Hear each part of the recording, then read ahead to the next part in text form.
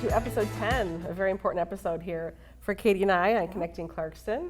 We are very lucky to have a very, very important person in our community, none other than the principal of the Clarkston High School. Mr. Gary Kaul is here today. Well, thank you. Thank you for joining us. It's an honor to be up here and for episode 10. It's a big deal. It's a big deal here for us. We've made it. We were like, once we get to episode 10, then the millions of dollars come in, obviously. Yep, any day. It's right around the corner. Yeah. I can see by the set. Yeah. Things are picking up around See? here. Yeah. There's a truck around the corner. It's full of cash. But it's been really fun, all of our episodes so far. And this is our back to school episode. So we thought it'd be great to have you come in and chat with us all about, not just about school, but about your connection to Clarkston, because I know you grew up here like we did. Did you spend your whole academic career here? Or what was your weight? Whole academic career. Really? Okay. I was a South Sashabaw kid, which doesn't exist anymore. Right. And then North Sash, and then Sashabaw Junior High, and then the old Clarkston Junior High. In the Renaissance High School building, the current Renaissance, that one? No, not that old. My mom was the old Clarkston Junior High that was in the current Renaissance building. Okay. But I was at the junior high. That's where I graduated from with your brother. Yes. Okay. Well, no, but wait a second, because I picture it to be there also. I was at junior high. I was in the old Renaissance. I'm not as old as your mom. I was there for junior high. Yeah, so I was at Sashabaw Junior High. Oh, because it was Sash. That's right. There were Yeah, two different there were ones. two I'm junior forgetting highs what at I'm the doing. time. Okay. Yeah. That's what we were just talking about. Yes. Yeah, and that was 7th, That's 8th, right. and 9th grade That's at right, both okay. schools, and Yep. then 10th through 12th at what is the current junior high school. Yes, correct. Okay. When we had Greg Need on, I'm gonna always go back to this. Yes. The renovations that they're doing on the old high school, current junior high.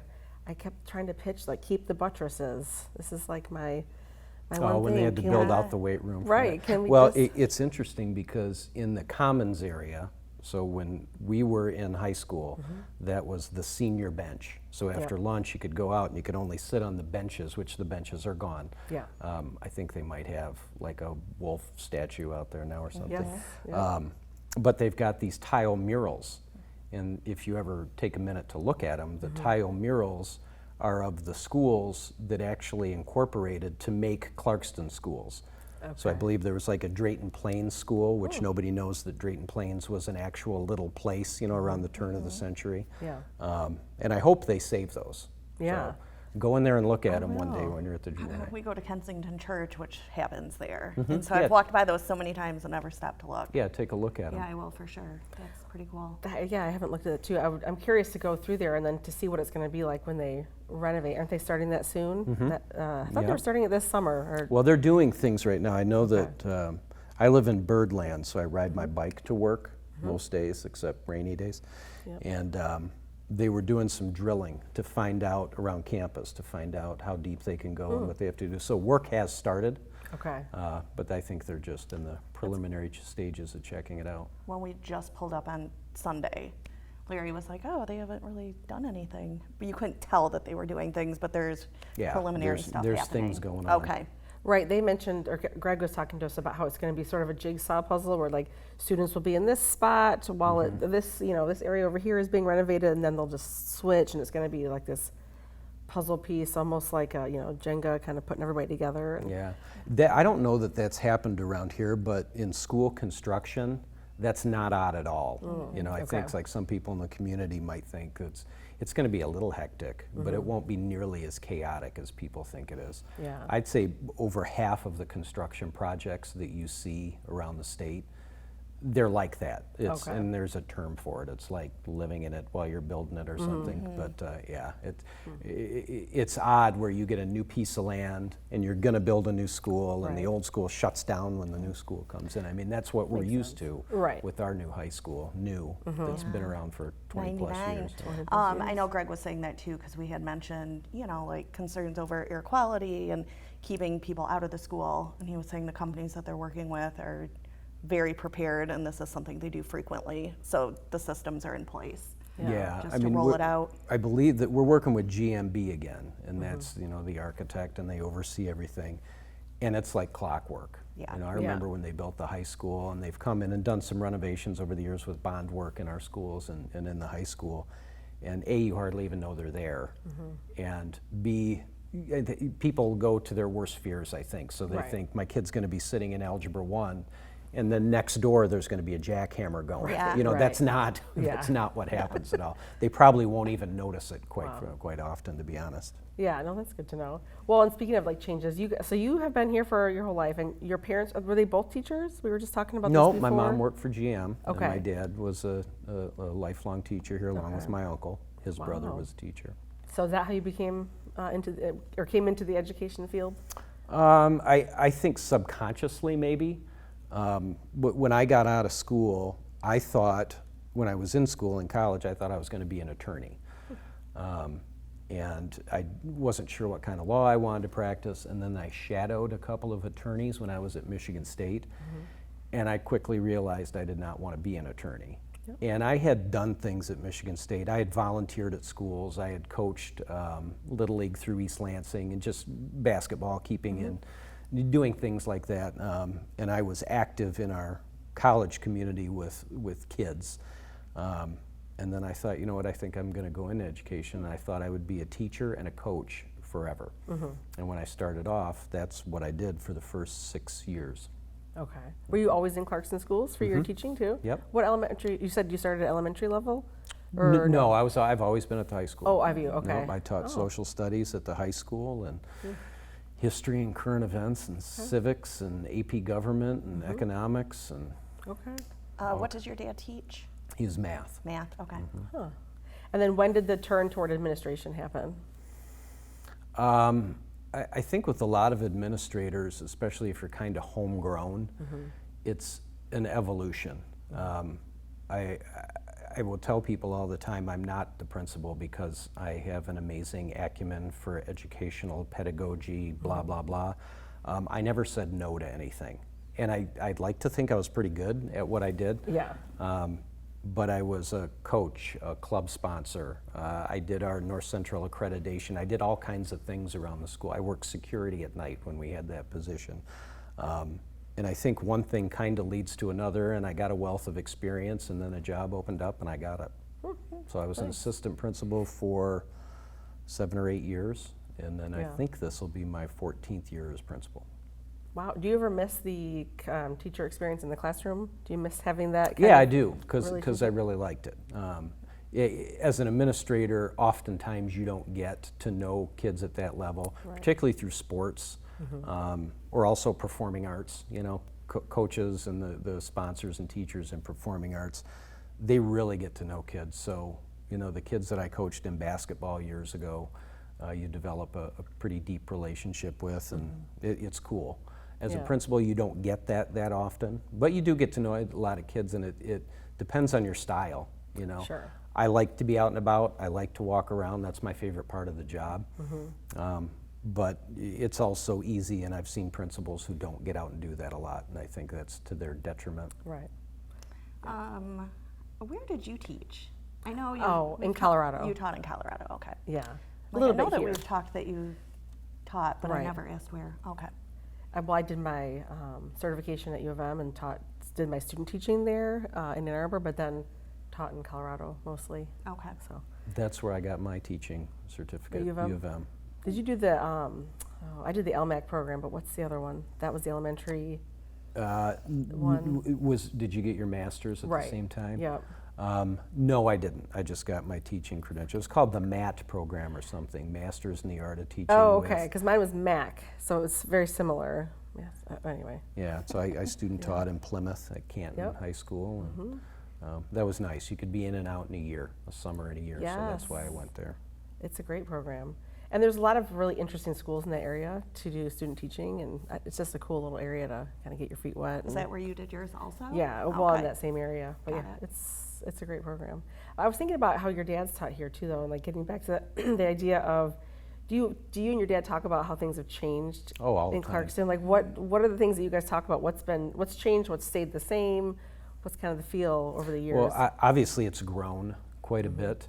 When my dad came out here, I think it was maybe 1969. Okay. 1968, 69, somewhere around there. And everybody that lived out here was tied into the auto industry.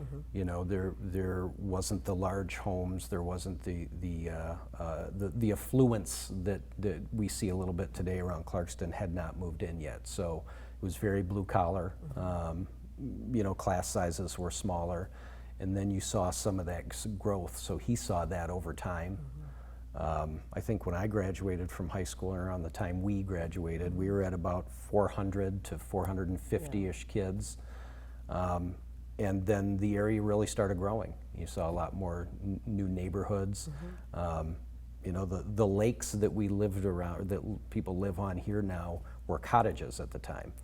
And you know, those homes have been, a lot of them knocked down and supplanted with larger homes. So, you know, your tax base grows a little bit. And then that up to, what was it, the recession in 2008, when our student body population started declining a little bit. But yeah, everybody's family was tied into the auto industry somehow. I don't think it has changed in kind of the sense of community we have. I think over the years our elected officials have done a pretty good job of keeping our community small. Or at least maintaining that sense of a smaller community. When you go around the state of Michigan, and I talk to people from different, you say, oh, you work at Clarkston High School, that's the feeling they get, you know, kind of a larger town, but still with that small town feel. So, what is the student body population like for this coming year? Maybe you don't know this, but last year. Well, our graduating class last year was 500, I believe it was 535. Okay. Give or take one or two. There's always some close calls at the end there. Right. And the next couple of years, those classes will go down a little bit. We may even dip under 500, which has not happened. I mean, our largest graduating class was up near 800 several years ago. But it's my understanding throughout the district that those classes are stabilizing and beginning to grow a little bit. You know, one of the changes in Clarkston, when I started my teaching career, we had a lot of families moving in, right? We still get people moving in, like your second home or your third home, if you know, and there's still some growth around and there's some development happening. So what we see is class size increasing a little bit. I think we're still projecting a little bit of loss with each class for the next few years, but the district's doing really good. That was one of the things we discussed with Greg Need too, is because we were just saying with the new developments going in just across the street, you know, and that drawing in a lot of new families. But he kind of echoed the same thing, just that there's room for that growth. What is the max capacity for the high school, numbers-wise? If we got up to a point where we had about 600 in a class or more, we're kind of busting at the seams. Okay. Now, when we moved over here from the old high school, right, 98, 99-ish, there was, and I'm no expert on this, but you can only build a new school based off some percentage of a projected student body count. So basically, you can't go out, get a bunch of money from your community, and build a palace school that you can't fill. Well, it's my understanding, and again, I was teaching government at that time, but when we moved over here, the length of time it took to build the school, several years, we were already over capacity. So I just remember when we got here, the halls were packed. It was crazy. And then that's when they determined after a few years that the ninth, we should reconfigure in the ninth grade. We'll have the eighth, 9, which I like that. I like the ninth graders having, you know, there's pluses and minuses for that. But yeah, they can get leadership opportunities that they wouldn't get when they're, you know, 14, 15 years old at the high school. And I think if we started getting over 600, we'd maybe start looking at a different configuration again. Are there any other local school districts that do that same 8-9 divide, that have ninth grade with the 8th graders like we do? I don't know any in our general area that have the 8-9 building, but there are some, like Grand Blanc, for instance. They'll have a ninth grade academy where the kids are either on the same campus or a building that's close to it, and the ninth graders have their own. Right. Interesting. I feel like when my oldest nephew, Zach, so he graduated, he's 24 25 or 26. He was one of those classes, it was like pushing 700 in his class, I feel like. And he would describe it being like, you could hardly walk down the hallways. It was so crowded, like you're saying, busting Right. at the seams. So what if that does happen? Is there talk of an additional high school and having, I mean, I know that's come up before in the past, like when they first built this new high school, that was the talk, maybe we'll have 2 high schools, yada, yada. Does that come back into conversation? Is it kind of like a point that we come talk about it here and If there? you have a bigger population in school, that conversation always rises to the top. Like you look at a district like Rochester.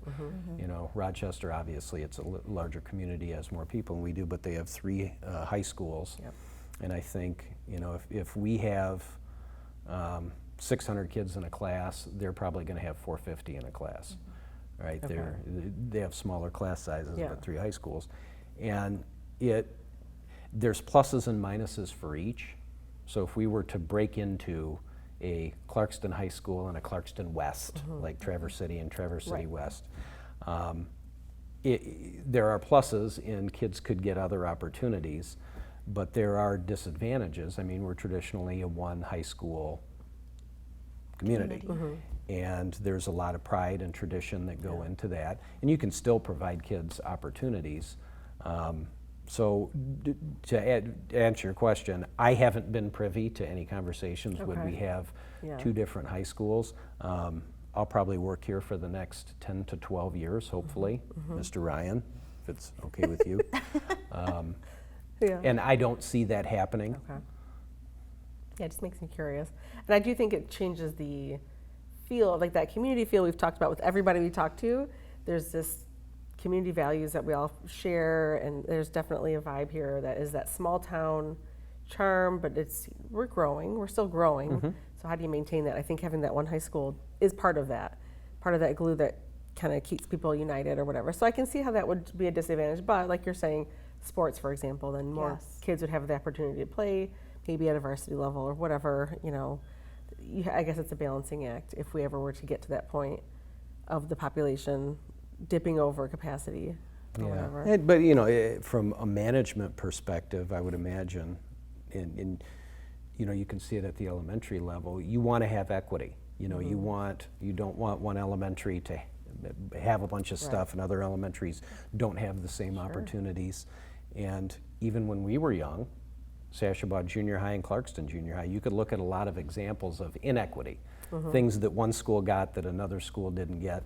And I can imagine, in a community with multiple high schools, you're going to see that. Obviously, you do in big cities. Yeah. I'm not intimately involved with anybody in the Rochester administrative world right now, but I bet if you sat down and talked to them, they could all say, well, we got this, and no, Right. you got that. And, Yeah. well, we need this. Well, we need that too. For sure. Absolutely. No, I get it. And I also wonder about when you're talking about when we were in school and our kids now. So the way I see it from a distance, like when we were in school, high school was pretty not scripted out, but we all knew what classes we were going to take, and there were options, but not a ton of As options. many as there are now. Now I feel like kids have to they're almost like picking their major already in high school, and I don't know how they are able to do that at such young ages. I mean, there's so many different opportunities here that they have now, all the different career paths, I'll call them, that the kids have, those kind of opportunities. That's way different, I feel like, than when we were in high school. It's almost like a community college in a way, from looking at it from the outside. They have all these like specialized I think that's interesting too, even schools. with just talking about so many kids, there are opportunities where some of them aren't maybe even in the building, or Yeah. they're going to other locations. Yeah, that seems way different. Yeah, and just, I think it was 8th grade orientation maybe, when they're talking about all of the opportunities coming up, and if your kids want to go this direction or do this. A lot of decisions early on that Yeah. then, I think Yeah. something important to keep in mind is we have a great general education curriculum, and kind of like a college, right? If you are on a college track in Clarkston schools, you're going to be in a great place when you graduate in 12th grade. I think over the years, you talk about the career pathways. There are career pathways that are Yeah. tied into a student's EDP. Yeah. And our counselors, particularly at the middle school and junior high level, have done a good job. There's state requirements you have to do with EDPs, and it's really just getting them done. For years, we've gone above and beyond with our EDPs, and we continue to do that. And you can look at what a student's interest is and filter them towards a pathway they might like to go into. Probably when you did an EDP and when I did an EDP, you'd look at it and you did some bubble sheets and it said, you could be a carnival barker, or, you know. How'd you know? Dentist. Yeah. Yeah, Yeah, exactly. right. And then you would look at it and say, oh, that's nice. Right. But now we are more pointed on focusing kids towards what their interests would be. And there is a lot, but I think we do a pretty good job of informing parents in the community. We can always do better, but of these opportunities they have, you know, like we have multiple dual enrollment opportunities at the high school. We've got a great relationship with OTC. We've got relationships with community colleges that come in here, or colleges that come in here to our campus. We've got the IB program. We've got a science and technology program. It is a lot. Yeah. I think really we offer more than any school I've encountered. Wow. And why do you think all the that's- people around the state that watch this, Yeah. you can call me if you think that's not the Let's case. fact check. Why are we able to offer so much? Like, what's so unique about our high school and our, school community? Well, one of the things I think over the years, you have to be willing to do it, and it's not easy. So with the IB program, one, you have to make a commitment to do it. It's a pretty big commitment with IB. You've got to have individuals that believe in the program and want to teach it, and we've had the same or similar teachers in that program for years and years and years who really believe in it. The district has got to put up, so we have some individuals with some release time that help manage that program along with administration. And you've got to make a commitment to it, and we always have. Like and this is before me, before Dr. Ryan, you know, for years and years and years. They have really been, Clarkston has really been good at identifying something and finding a way to go do it. Like I go back to Dave Reschke. We have the CSM Tech program. Dave Reschke saw that Oakland Schools 20-some years ago was going to drop that program. It was part of the Oakland Schools technical campus. And he convinced the district to bring them in, and it's been wonderful for our school. People like Dave have done things like that over and over and over again. Yeah. And it's hard. You know, if you talk to a principal, they might say, I don't want to bring in the IB program. We have our hands full already. Right, it's a lot of work. You know, yeah. Yeah. So it sounds like it's a lot of people who are willing to commit and dedicate time and resources to the community. And that's probably the most unique thing about that. What's the thread that is continuing and has continued through the years, which is really, I think, a testament to just our community as a whole, because people are willing to do that stuff. If you don't feel, any kind of connection to your town or your people, you're probably like, we don't need to do that, or I don't need to spend my extra time, I'm not going to donate or whatever. Well, it's interesting you say that, because you're saying continue, and it is. I've always thought, and the older I get, I think continuity is important. Again, I think I'm a good principal, but I'm not the best principal out there, right? But I live here, I am invested like you would not believe, and I'm not going anywhere. And I've been here 14 years. I may be the longest serving principal in Oakland County. I think I probably am at this That's point. cool, yeah. But school administrative jobs can chew you up and spit you out. Yeah. And if you ever see when, like, we're so lucky with Dr. Ryan, I think the average tenure for a superintendent in the state of Michigan is 3 or 4 years. Oh, wow. Right? And then you have somebody come in, and what do they always say? Well, I'm going to take a year to learn. Yeah. And I'm going Right. in educate, we don't have a year to learn, right? And I get what they're saying. They can't just jump in and start changing things willy-nilly right Sure. from day one.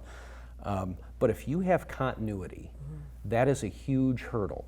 And you've got the institutional knowledge. And then if you are somebody like I am and the administrators that we have in Clarkston that go out and we educate ourselves and we're constantly going through professional development, you're learning things as you go along. I've been super tied in to our county principals organization, the OAA, for years, and I've been on the executive board with that. We're actually hosting county principals on the 10th, this Thursday here. but you have somebody that's been in this role that knows and is invested. I mean, look at our programs. A few years ago, Phil Price is no longer our baseball coach, but he was our baseball coach for over 25 years. Dan Fife was our basketball coach for 40 years. Kurt Richardson was our basketball coach or football coach for 40 plus years. And our athletic programs have been amazing. We've had good coaches, but they've been around forever and had that continuity and longevity. Mike Lewis and Mike Peterson. Mike Peterson left for a while, but he came to his senses and he came back. You know, those guys have been in place in our performing arts forever and ever, and we've got tremendous performing arts here at the high school. And the robotics program is top notch. Kyle Hughes and the robotics program has been doing it forever. So, you know, I think the experience that I have here lends itself to making this place pretty great. And then you go to some other schools and they've got a new principal every 3 or 4 years. I don't know how you can do that and maintain that continuity and that tradition and those programs that you have. I feel like for you and Dr. Ryan, for also both holding that through COVID years, should be worth like a few extra bonus points. Yeah, how did That was a rough time. I was thinking about that too. How do you maintain continuity through COVID? So many teachers have been, you know, just, it's time to retire. This is a great, you know, encouragement to retire, whatever. Like, how did you guys pull through those difficult years? I think the big thing was that we all trusted in one another. I mean, COVID was nuts, and I have flashbacks to those days. PTSD. You know, different rules coming out every day, and you're reinventing the wheel. What Dr. Ryan said, you're building the plane as you're flying it, right? Something like that would be incredibly difficult to get through if you didn't have the support of the people you work with and a strong foundation and a good community. And it wasn't easy. You know, there were people that hated me for the decisions that were made at the high school at the time. There were people that lauded us for making, you know, those same decisions. But if you've got the trust of the community, which I think generally we do, they're going to support the decisions that you make, and they know like this stuff ain't easy. Sure. You're doing the best you can with what you have. And I was also thinking about something we were talking about before. Actually, my husband and I talk a lot about it recently. AI has come up, and I like thinking about coming into the next couple of years and this ChatGPT and all this stuff. You know, so COVID, you had to really, figure out what to do and how to do it as you were, like you're saying, putting the plane together as you're flying it. Does it feel the same with AI and like I don't think yet. Not yet. Okay. With students right now, it's a novelty. Yeah. You know, I think that, obviously there's some, in our code of conduct, we call it academic dishonesty, cheating, that goes on with that. Sure. But it can also be seen as a useful tool, right? I mean, we've had teachers that have assigned given students assignments where they've got to use AI, and then they review that in class and look and see, well, is this what you would have done if you were doing the assignment? So, I mean, AI, the kind of sci-fi implications, I think, have everyone terrified. Right. But in the world of education, AI will probably end up being a useful tool, and change comes so rapidly right now with everything, right? That's what I think that we're going to have to adjust to in the future, is just the rapid change. You know, 20 years ago, if something like AI came out, you might have 3 or 4 years in order to figure out how you're going to work with that. Now you've got like 3 months. If that. Kennedy came out the other day and said something like, "Mom, I was watching this thing," and it was like a girl who was flashing back 20 years when she was in school, and the teacher telling her, "You're not going to have a calculator in your pocket." You know, flash forward to today, everybody's got a cell phone and a calculator in their pocket. You just have to adjust. No, I think it's interesting, and like thinking about that, like how do you encourage other students, or some of these students who are graduating, how do you encourage them to get into the education field, to continue this, you know, assuming there's all these changes and you have to obviously adjust to whatever is coming, but how do you get them to want to come back and give back the way you did and the way a lot of people have? I think the kids going into college right now are more discouraged by the economics of it. that Right. I think that people could, as you maybe mature as a student and a person, you can look back and say, okay, I'm never going to get rich doing this, but I'm going to be secure, and I know I want to do it and work with kids, so I'm going to be happy. I think some of that has gone away. Yeah. Now, life is pendulums, right? The pendulum has swung so far to the side of discouraging young people to go into education. It's starting to swing back. We are having a little bit more difficult time, and in Clarkston, we're still a destination district. You will have people that have taught somewhere for a little while, and they'll move to Clarkston if a job opens up. Gotcha. That has changed a little bit. We do have a difficult time filling some of our positions. It's not like in the past where we wouldn't even have to go to job fairs. Right. You know, you put out that there's an English opening and you'd have 150 applicants for it. Yeah. Now you might have 8, and those 8 have other job offers over here and over Yeah. there. But that pendulum's going to swing back. I think that kids who are in junior high, high school, college now, there's going to be jobs out there. We're starting to see a few more openings, particularly as there's more of an emphasis on schools providing services to kids, particularly mental health services. Nobody else is going to do it, it's up to the schools. Yeah. And there's money out there that the state, again, the pendulum swinging, is starting to allocate some more funds for that. So there's jobs out there that I think will be appealing to young people. Yep. We do have to do something for the prestige of the position. And when I look at kids that want to go into teaching now, I would still encourage them to, but nothing's changed. Like, I'm going to guess you went into teaching because you had some individuals that you came across in your life as you were going to school, and you thought, when you had the maturity to think this, they did a lot for me. Right. And being a teacher is pretty cool, you know. Yeah, There are some drawbacks to it. There could be some financial drawbacks, you know. You might get to a point where your friends are making more money than Right. you are. But my friends who were in different career paths, anytime I would talk to them, they think my job sounds great, right? Right. It's fun. Yeah. You know, you're working with all these different people. You get to do different things and have different opportunities if that's what you want to do. You know, do you want to coach a sport? Do you want to do Right, a club? for Do you sure. want to? And as you go through your career, it's very meaningful. You are making a difference You're with making an people every impact. single Oh, day. for Yeah. sure. Now Yeah. it can be very difficult because working with people can be difficult. But people. you know, there is not a shortage of kids that are coming out of school that still want to have opportunities like that. Yeah, I think I feel like it's really true what you said. When you have the maturity to understand where your impact is going to be, that takes a little bit of time for some people. And I do know a lot of people who have decided to do a career change mid-career and come into teaching for the things that you're saying. But yeah, I can see if you're a young kid, like, oh, I want to get out there and get into tech and, you know, whatever, make the zillions of dollars. But they get burned out fast. They get discouraged, you know, all those things. So it is encouraging that there are still people, and that you can, you know, see that there are people who are on the path and are going to come back and keep that continuity going here, because that's the huge difference, right? Like that's what makes Clarkston special, are the people that are teaching and in the community and giving back and all that stuff. So Yeah, we have a pretty rich tradition of hiring a lot of people, like Yeah. myself, who went to Right. school here.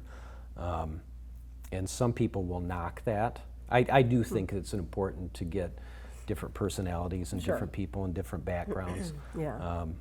And expose our kids to that. Right. But there is something to be said about hiring people who lived here and went to school here and believe in the things that, you know, have made us strong as a school and a community. Right, it's the idea of investing, like you had said, investing everything It's you've not just a job. Right. Yeah. That's exactly it. Well, that's cool. Well, thinking about this coming school year, what are you looking forward to? The 23-24 school year. I'm looking forward to continuing getting back to a sense of normalcy. The whole COVID thing that you brought up before, we have kids that came through, you know, a very traumatic period of yeah, their lives through school with absolutely. that. But I think we are getting back to normal. I'm looking forward to that. I just look forward to school every year. I look forward to the start of school. It's a neat time of year when I drive, in, because I'm still working through the summer, and you've got the marching band out and you can hear them, and you got the sports teams, and you've got the different activities that are going on. We have theater camp going on today, and it's just that time of year that kind of gets me excited. I do have another question. This is about your speeches, your graduation speeches. Who writes them? Are you writing them? I do. You do write them? You don't have a writer. They're pretty fantastic, I have to say. I've enjoyed many of them. I think I've been to like 5 or 6 graduations over the years, and I always think you do a fantastic job with your speeches. They're meaningful, they're heartfelt, but they're also pretty funny, and so I think I appreciate that. Looking forward to this year's. Every year I start a document called Thoughts and Musings, and when something hits me, I'll go in there and write it down. And then try to put something together at the end of the year. Well, it works out. Well done. Have you been to one yet? I have not. I'm trying to think, though. You can watch them on TV. I know. I think Independence TV does it. Was it this year's where a concert bumped you guys? Yeah. And so you told everybody something like, get on your phone That's and see if we can get free tickets or something. Yeah. I can't remember who bumped us. Oh, I think it was a country artist. It rings a bell. That is funny. That is pretty funny. No, I look forward to those speeches every year. And I did want to ask you if this is I did ask you in an email, is the class of 2024 the smartest and best? Second. Second. Class in 1990. I think you meant 1994 is what you meant to say. 99. Little slip. Little slip, that's all. Look how young you guys are. Well, we appreciate you coming in, but before we send you back into the halls, is there a person you could recommend that we bring on to chat more about connecting Clarkston? Anybody in the community you can recommend we invite on? And anybody. Anybody. Yeah, anybody. Former student. It could be a Multiples. yeah, whatever, business owner, community Let me member. get back to you on that. Let me put some thought to it. All right, we'll be here. I've got like 12 in my mind right now, but I want to narrow it down for you. Panel. You want to do a panel? We could do that. We could Podcast arrange panel. that. Yes, that's next. All right. Well, we appreciate you coming in to chat with us, and good luck with this next school year. And I do have a son graduating this year, so this will be a big year for us. Big year. Yeah. So. Well, looking thanks. I forward to appreciate it. this. This is a cool format and a neat idea. So. Thank you. All right. Thanks, Gary.